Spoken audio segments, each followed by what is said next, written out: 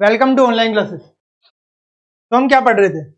हम पढ़ रहे थे कि हमने पूरा का पूरा जो चैप्टर है ज्योग्राफी क्लास 10 एसएसटी का जो चैप्टर 1 है रिसोर्सेज, उसका पार्ट 3 तक कंप्लीट कर लिया था। पार्ट 3 में हमने ये कुछ क्वेश्चन आंसर्स भी कर लिए थे।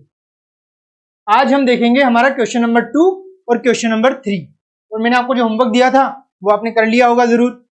ठीक है, होमवर्क के बारे में हम थोड़ी देर में बात करेंगे। पहले हम ये कुछ क्वेश्चन आंसर्स कर लेते हैं। चलिए देखते हैं। पहला क्वेश्चन क्या कहता है कि which one of the following does not make substance a resource. ये बताना है। मगर इससे पहले मैं आपको कल जो मैंने आपको पहले जो पार्ट 3 में बताए थे क्वेश्चन आंसर, उसमें ये जो अनइक्वल ओवर द अर्थ था, उसमें आप एक और चीज लिख दीजिएगा उस क्वेश्चन में कि टेरेन, क्लाइमेट, रीजन, ये सब चेंज होने से भी हमारा जो रिसोर्सेज है वो अनइक्वली डिस्ट्रीब्यूट हो जाए। इसमें आप लिख लीजिएगा, करेक्शन है ये। अब हम फर्स्ट क्वेश्चन करते हैं। चलिए, आप सबने करेक्शन कर लिया। टेरेन, क्लाइमेट और रीजन की वजह से भी अनइक्वली डिस्ट्रीब्यूट होते हैं। अब हम देखेंगे अपना फर्स्ट क्वेश्चन कि which one of the following does not make substance a resource. कि इनमें से क्या है जो सब्सटेंस को रिसोर्स में कन्वर्ट नहीं करता है। तो सबसे पहले नहीं करता है तो कौन करता है वो देख लेते हैं कि who does make substance a resource. तो यूटिलिटी जो सब्सटेंस है क्या वो एक रिसोर्स में कन्वर्ट हो सकती है? मैंने आपको पहले बताया था। चलिए यूटिलिटी में चल लेते हैं, आपको अगर इसमें कोई कंफ्यूजन हो तो। ये देखिए, water, electricity, vegetable are in common, they all have been used by you, so they are utility. Or usability is what makes an object or substance a resource. तो देखिए क्या लिख रहा है, utility or usability is what makes an object or substance a resource. तो मतलब ये substance resource को बना सकता है। यूटिलिटी हमारा हो गया कि भाई यूटिलिटी तो है, हमें तो कौन नहीं है वो देखना है। यूटिलिटी तो हो नहीं सकता क्योंकि हमें कौन नहीं है पूछा गया है। अब वैल्यू देखते हैं। अब value make substance a resource, let's see. तो हम वैल्यू पे आ जाते हैं। ये देखिए value means worth. Some resources have economic value, some do not. For example metals may have an economic value, a beautiful landscape may not, but both are important to satisfy human needs. Some resources can become economically valuable with time. तो देखिए आगे आपका कि some resource can become economically valuable with time. तो value जो है वो भी एक रिसोर्सेज बना सकती है सब्सटेंस को। तो हमारा वैल्यू भी आंसर हो गया। तो हमें क्या पूछा गया है कि नहीं कौन हो सकता है, तो यूटिलिटी और वैल्यू तो बना सकते हैं एक सब्सटेंस को रिसोर्स, मगर क्वांटिटी जो है वो सब्सटेंस को रिसोर्स नहीं बना सकती। जो भी क्वांटिटी है उसके बारे में हमें नहीं दिया हुआ। वैल्यू और यूटिलिटी के बारे में दिया हुआ है बट क्वांटिटी के बारे में नहीं दिया हुआ। तो हमारा आंसर क्या होगा? हमारा आंसर होगा क्वांटिटी। ठीक है, अब आगे देखते हैं second question. Which one of the following is a human made resource. अब ह्यूमन मेड रिसोर्स का मैंने आपको होमवर्क भी दिया था। अगर आपने होमवर्क किया होगा तो ये क्वेश्चन का आंसर आप आसानी से दे सकते हैं। फिर भी मैं आपको बता देता हूं कि ह्यूमन मेड रिसोर्स इनमें से कौन है। तो medicine to treat cancer, medicine कौन बनाता है? ह्यूमन बनाता है, वो नेचर से तो आती नहीं है। स्प्रिंग वाटर तो नेचर से ही आता है ना। अब ट्रॉपिकल फॉरेस्ट जंगल नेचर से आते हैं। तो ये नेचर का है नहीं क्योंकि इनको ह्यूमन ने बनाया। तो हमारा ह्यूमन मेड रिसोर्स क्या हो गया? Medicine to treat cancer. तो हमारा आंसर हो गया A, medicine to treat cancer is our answer क्योंकि ये ह्यूमन मेड रिसोर्स है। चलिए आगे चलते हैं। कंप्लीट द स्टेटमेंट, आपको ये स्टेटमेंट कंप्लीट करना है इसमें। चलिए क्या है स्टेटमेंट?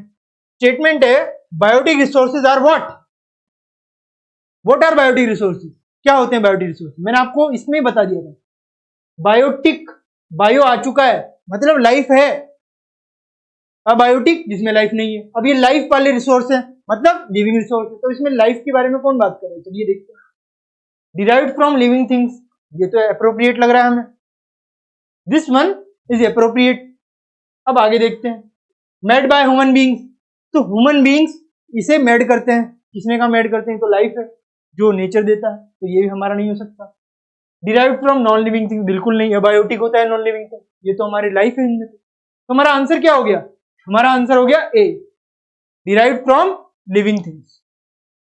ठीक है, तो ये हमारा आंसर हो गया। सबको समझने में आया? मैंने आपको बता रखा था बायोटिक रिसोर्सेज का। अगर आपको इससे नहीं पता लग रहा तो चलिए हम बुक में भी देख लेते हैं। ये देखिए बायोटिक रिसोर्सेज का, based on origin resources can be biotic, abiotic, abiotic तो non living, and biotic resources. ये देखिए यहाँ पे, तो आपका आंसर हो गया बायोटिक रिसोर्सेज आर लिविंग। चलिए हमारा आंसर हमें पता लग गया। तो हमारे ये तीनों के तीनों tick the correct answer complete हो चुके हैं। अब हम क्या बात करेंगे? अब हम बात करेंगे डिफरेंस के बारे में कि दो चीजें हैं, इनमें क्या डिफरेंस है, ये एक दूसरे से किस तरीके से कुछ डिफरेंट एक्टिविटीज में इन्वॉल्व होती है। चलिए देखते हैं। तो पहला है, हमें बताना है पोटेंशियल और एक्चुअल रिसोर्सेज में डिफरेंशिएट करना। तो चलिए यहाँ पे सबसे पहले जब भी डिफरेंशिएट करेंगे तो आप इस तरीके का मैप बना लीजिए कि भाई एक लाइन खींची, यहां पे लिख दिया पोटेंशियल और यहां पे लिख दिया actual, actual resource, potential resource. अब इनमें जो जो डिफरेंस होंगे वो वन बाय वन हम लिखेंगे। पहला डिफरेंस हमें लिखना होगा, चलिए देखते हैं पोटेंशियल और एक्चुअल रिसोर्स में। तो हम आते हैं कहां पे? पोटेंशियल और एक्चुअल रिसोर्स में चलती है। चले अब हम यहाँ पे देख लीजिए, ये देखिए यहाँ पे एक्चुअल और पोटेंशियल रिसोर्स के बारे में डिफाइन किया है। तो potential resources are those whose entire quantity may not be known and these are not being used at present. और actual resources में are those resources whose quantity is known. हमारा पहला डिफरेंस क्या हो गया कि whose entire quantity may not be known और whose quantity is known. तुम्हारा पहला डिफरेंस क्या हो गया?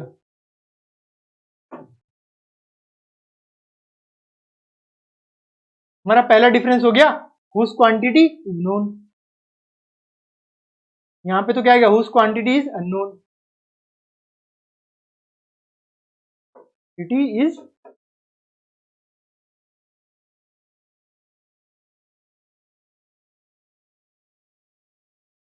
whose quantity is unknown, may not be known।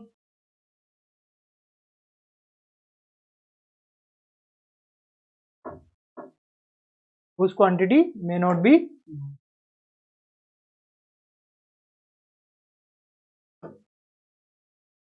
may not be known। तो हमारा पहला डिफरेंस हो गया। और इसमें may not be known तो it is known whose quantity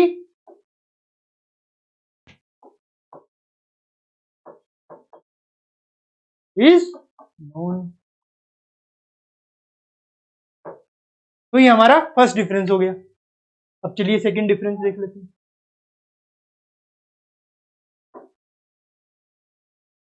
second difference चलिए देखते हैं क्या है। These resources are being used in the present।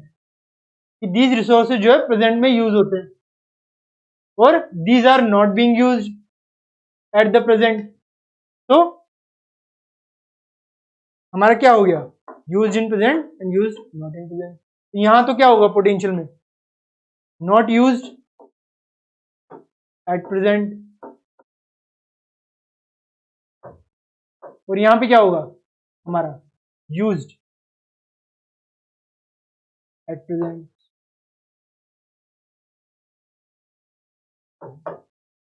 तो हमारे दो यहां पे हो गए। अब तीसरा, चलिए तीसरा भी देख लेते हैं।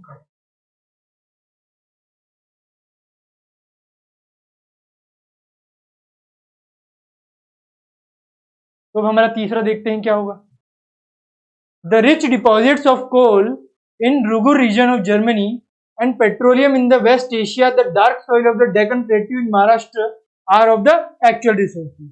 तो ये पता ही क्या है, ये आपके एग्जांपल्स हो गए, ये क्या हो गए आपके एग्जांपल्स जो आप अपने थर्ड पॉइंट में लिखेंगे एक्चुअल में रिसोर्सेज में। अब पोटेंशियल रिसोर्सेज के एग्जांपल्स भी देख लेते हैं।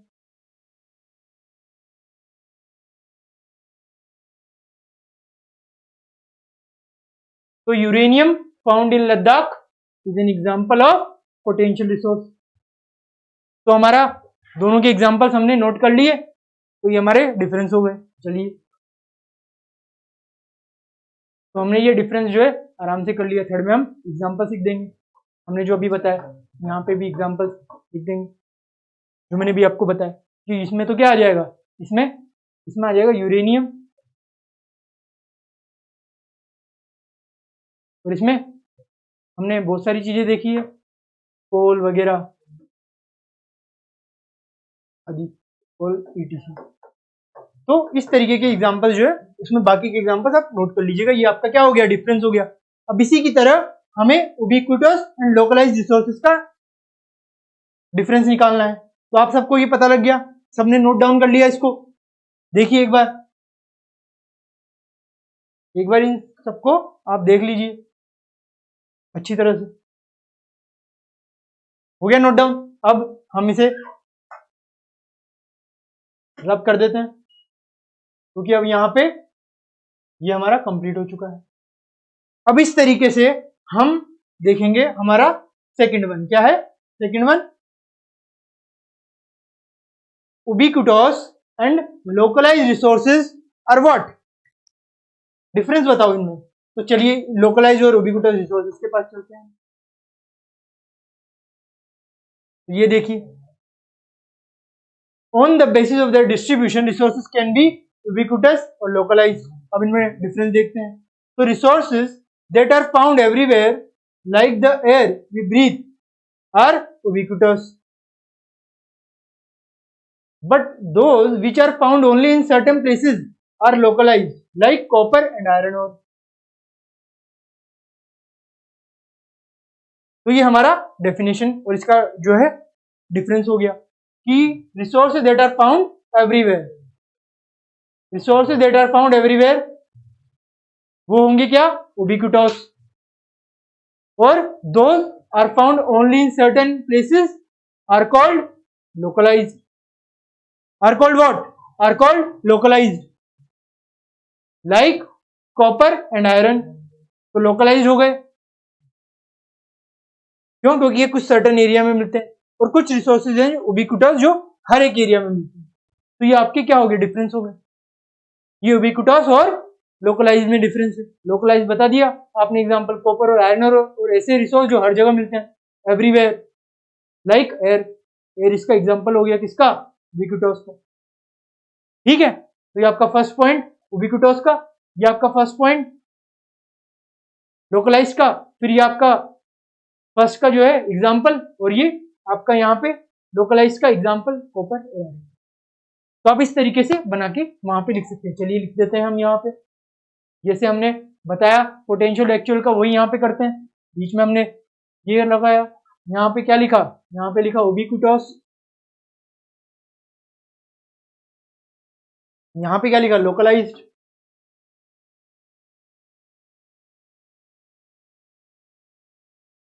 रिसोर्सेज, यहाँ पे भी क्या आ जाएगा, रिसोर्सेज। अब फर्स्ट पॉइंट क्या आएगा, that are found everywhere, we call it ubiquitous, found everywhere मतलब हर जगह मिलते हैं ये। और ये इसमें क्या होगा,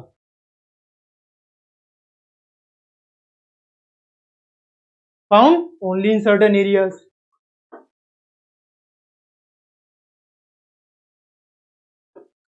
found only in certain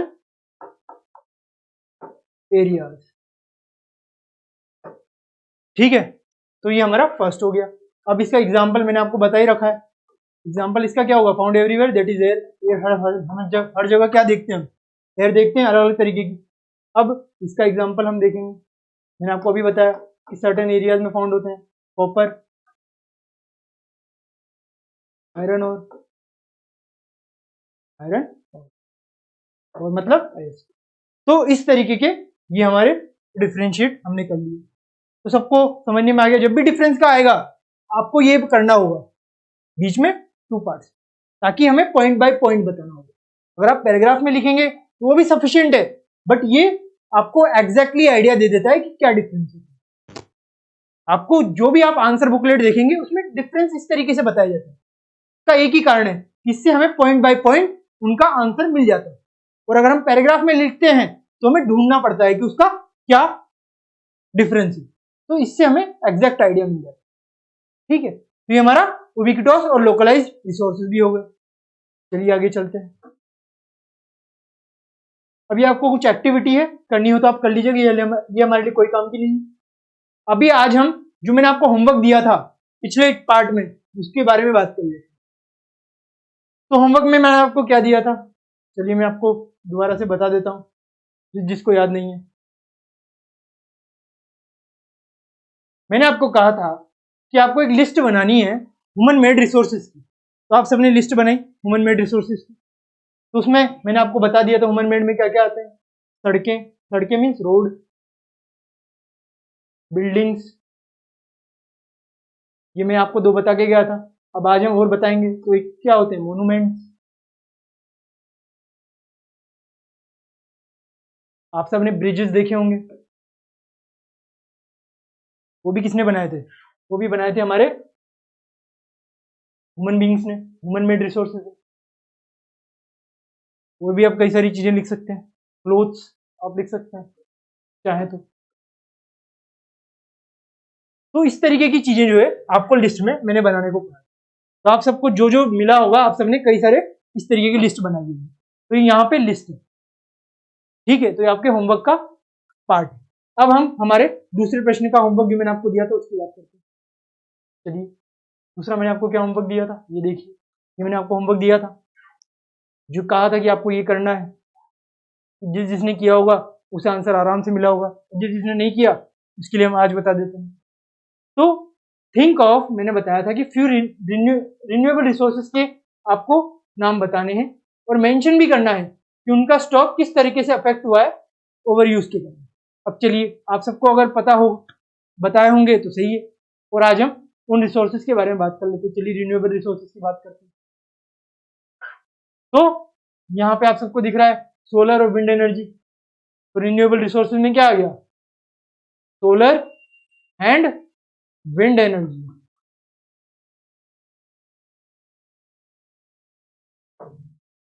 solar and wind energy. अब यहाँ पे हमें ये भी मेंशन करना है कि इनका स्टॉक किस तरीके से अफेक्ट हुआ है ओवर यूज के कारण।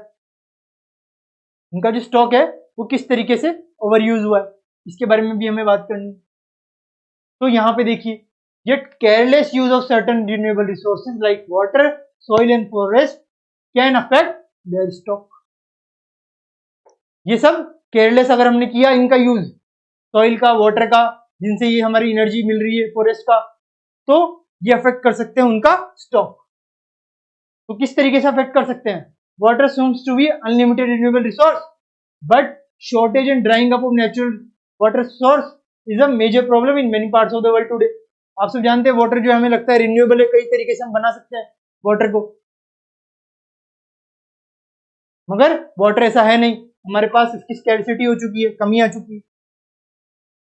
क्यों, क्योंकि हमने ओवर यूज कर दिया। मैंने इसमें आप एग्जांपल दे सकते पंजाब हरियाणा का। पंजाब हरियाणा में सबसे ज्यादा ओवर इरिगेशन हुआ, वहां पे ज्यादा से ज्यादा वाटर का यूज करा गया और आज के टाइम पे वहां पे वाटर की कमी हो गई है। तो इस तरीके की चीजें जो होती जाती है, क्योंकि आप ज्यादा यूज करेंगे तो कभी ना कभी तो कम पड़ेगा। तो ओवर यूज से ये सारी चीजें इस तरह से अफेक्टेड है। ठीक है, सॉइल जो है उसको भी नुकसान हो सकता है, ज्यादा हमने उसको यूज किया तो। फॉरेस्ट जो जंगल काट रहे हैं हमारे लिए, तो उन सबसे है ना हम एनर्जी तो ले लेंगे, बट उनका ओवर यूज करने से भी बहुत ज्यादा नुकसान हो जाएगा। तो ये सारी चीजें इस क्वेश्चन का आंसर में आपको लिखनी थी। जिसने लिखी होगी उसके लिए ठीक है, और जिसने नहीं लिखी अभी लिख लीजिए, तो आपके आंसर्स जो है हो चुके हैं। ठीक है, ये विंड मिल्स, ये विंड जो एनर्जी है वो इस तरीके से बनती है, देख लीजिए, ये आपके विंड मिल्स हैं। ये यहाँ पे विंड जो है इन पहियों को घुमाती है, और जब ये घूमते हैं तो इनमें जो रोटेशन है, रोटेशन के कारण जो एनर्जी है वो यहाँ पे स्टोर हो जाती है, और स्टोर होने के बाद हम उसे इलेक्ट्रिसिटी में यूज कर सकते हैं। उससे हम एनर्जी को कहीं और जगह यूज कर सकते हैं, और इस तरीके कई सारे होते हैं, बने होते हैं, आप सबने कई जगह देखे होंगे, भारत में भी है, क्योंकि जहां पे विंड सही होगी वहीं पे ही लगेंगे, सब जगह तो लगा नहीं सकते, जहां पे विंड सही है वहीं पे लगेंगे, इस वजह से हम लिमिटेड प्लेसेस में लगते हैं। तो ये हमारे विंड के हो गए, और हमारा ये होमवर्क जो मैंने आपको दिया था वो भी कंप्लीट हो गया।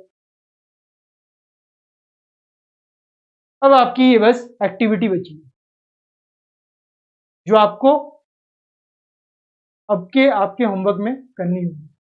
ये एक्टिविटीज मैंने इस वजह से दी है ताकि आपको इनका आइडिया मिले, इन एक्टिविटीज से आपको इनको समझने में आसानी होगी। एक्टिविटीज यूं ही नहीं दी हुई है, इनका एक ही कारण है कि आपको समझाया जा सके, अदरवाइज तो इन एक्टिविटीज का कोई पर्पज नहीं है, एग्जाम में भी नहीं पूछेंगे आपसे एक्टिविटी बताओ, बट ये आपको अंडरस्टैंडिंग में हेल्प करती है।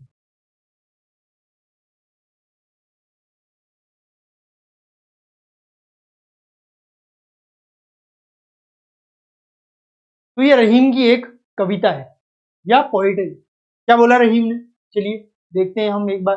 ये आपके लिए एक एक्टिविटी की तरह, इसे आप फन वे में लीजिएगा कि रहीमन पानी राखिए बिन पानी सब सून, पानी गए ना उबरे मोटी मनस छून। ये रहीम की कविता है, इसमें पानी के बारे में बताया गया है कि पानी जो है वो हर कोई रखता है, उसका यूज इतना ज्यादा करता है कि फिर बाद में उसके लिए तरसता रहता है। शुरुआत में तो उसके पास खूब मजे आ रहे हैं, पानियों का डेली यूज हो रहा है, बाद में कमी आती है तो उसके लिए रोता रहता है। तो keep water as without water there is nothing.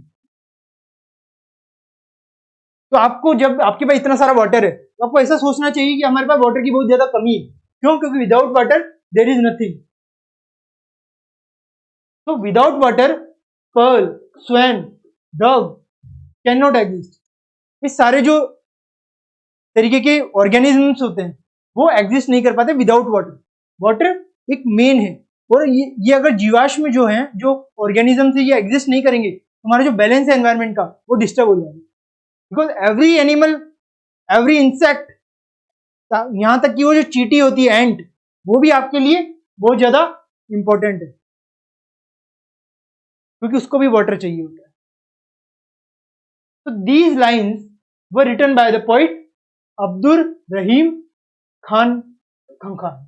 तो इस तरीके का जो नाम है ये पोइटर का नाम है, one of the 9 gems of Akbar school, Akbar court में ये पोइट था। अब what kind of resources is the poet referring to, किस तरीके की रिसोर्सेज की बात कर रहे हैं, मैंने बताया आपको वाटर की बात कर रहे हैं। तो right in 100 words what would happen if this resource disappear. तो आपको 100 वर्ड्स में एक पैराग्राफ लिखना होगा, ये आपका होमवर्क भी है कि आपको 100 वर्ड्स में एक पैराग्राफ लिखना है कि वाटर जो है वो क्यों और किस तरह से डिसअपीयर होता जा रहा है। आपने एक बार का नाम सुना होगा कि चेन्नई में वाटर की कमी हो गई है। आप सबने सुना होगा लाइनों की लंबी लंबी कतारें आपने न्यूज में देखी होगी, पानी के लिए बड़े बड़े टैंकर्स बुलाए गए थे ताकि वहां पे पानी की पूर्ति हो सके, क्योंकि वहां पानी की बहुत ज्यादा कमी आ गई थी, और पूरे वर्ल्ड में इसका जो है बखान किया गया था कि चेन्नई में किस तरह पानी की कमी आई। तो आपको ये लिखना है कि अगर ये जो वाटर रिसोर्स है वो डिसअपीयर हो गया तो क्या होगा, क्या क्या चीजें, क्या क्या प्रॉब्लम्स हो सकती है एनवायरमेंट में, वर्ल्ड में। तो वो आपको 100 वर्ड्स में एक पैराग्राफ बना के लिखना है। तो ये क्या है, ये आपका होमवर्क है जो आपको करना है, ठीक है। तो ये आपका होमवर्क आपको करना है। अब हमने जो भी किया उसका एक बार रिवीजन कर लेते हैं, और फिर ये हमारा चैप्टर कंप्लीट हो चुका है। चलिए, तो हमने फर्स्ट में क्या पढ़ा था, रिसोर्सेज के बारे में, फिर यूटिलिटी के बारे में, फिर वैल्यू के बारे में। फिर हमने क्या पढ़ा, फिर हमने पढ़े टाइप्स ऑफ रिसोर्सेज, जिसमें हमने नेचुरल रिसोर्स पढ़ा, एक्चुअल, पोटेंशियल, ये सारे रिसोर्सेज पढ़े। और एक्चुअल उसके बाद ओरिजिन के बेस पे बांटा तो बायोटिक अबायोटिक पढ़े, लाइफ जिसमें बायो लाइफ होती है वो बायोटिक, जिसमें लाइफ नहीं होती है बायोटिक। रिन्यूएबल नॉन रिन्यूएबल पढ़े, नॉन रिन्यूएबल के हमने बता ही दिए, ये एक उबिक्विटस और लोकलाइज के पढ़े कि जिसमें तो जो है ये लोकलाइज जो है सिर्फ सर्टेन एरिया में मिलते हैं और उबिक्विटस हर जगह मिलते हैं। इस तरीके की चीजें पढ़ी। और फिर ह्यूमन मेड रिसोर्सेज पढ़े, ये मैंने आपको लिस्ट दी थी बनाने को, वो भी आपने बना ली होगी। अब फिर उसके बाद ह्यूमन रिसोर्स पढ़ेगी, ह्यूमन किस तरीके से एक तरीके का रिसोर्स है। फिर कंजर्विंग रिसोर्स पढ़ेगी, किस तरीके से हम कंजर्व कर सकते हैं रिसोर्स को। सस्टेनेबल डेवलपमेंट के बारे में पढ़ा। तो ये सब हमने कंप्लीट कर दिया। और फिर उसके बाद हमने प्रिंसिपल्स पढ़े सस्टेनेबल डेवलपमेंट, सॉरी, तो प्रिंसिपल्स ऑफ डेवलपमेंट भी पढ़े हमने सस्टेनेबल डेवलपमेंट। तो ये सारा जो है हो गया।